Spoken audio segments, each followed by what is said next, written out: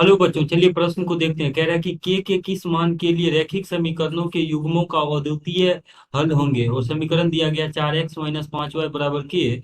दूसरा समीकरण दिया गया 2x-3y बराबर 12। तो दिए गए प्रश्न के लिए हमारे पास जो मुख्य अवधारणा है,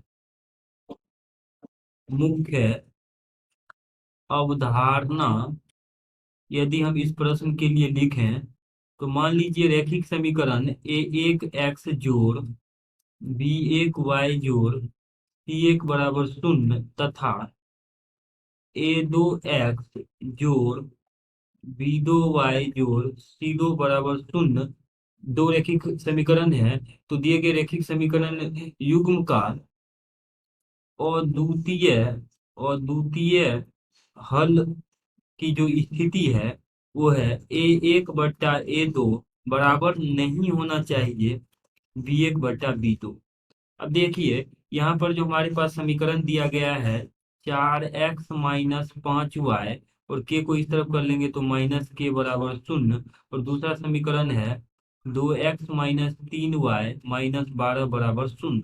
तो इसके अद्वितीय हल के की स्थिति अगर हम लिखें, अद्वितीय दिए गए समीकरणों के लिए अद्वितीय हल की स्थिति यदि हम लिखें तो ये आ जाएगा a1/a2 अर्थात 4/2, और ये बराबर नहीं होना चाहिए b1/b2 यानी -5/-3। अब देखिए, इसको अगर हम देखें यहाँ से तो 4/2 अर्थात 2 बराबर नहीं होना चाहिए -5/-3 यानी 5/3। माइनस से माइनस हमने यहाँ पे काट दिया। तो कभी भी -5, 2 कभी भी 5/3 के बराबर नहीं होता है। यानी के किसी भी मान के लिए दिए गए रैखिक समीकरण युग्म का अद्वितीय हल होगा। यानी के के किसी भी वास्तविक मान के लिए के किसी भी वास्तविक वास्तविक मानों के लिए के किसी भी वास्तविक मानों के लिए दिए गए रैखिक समीकरण युग्मों का अद्वितीय हल है।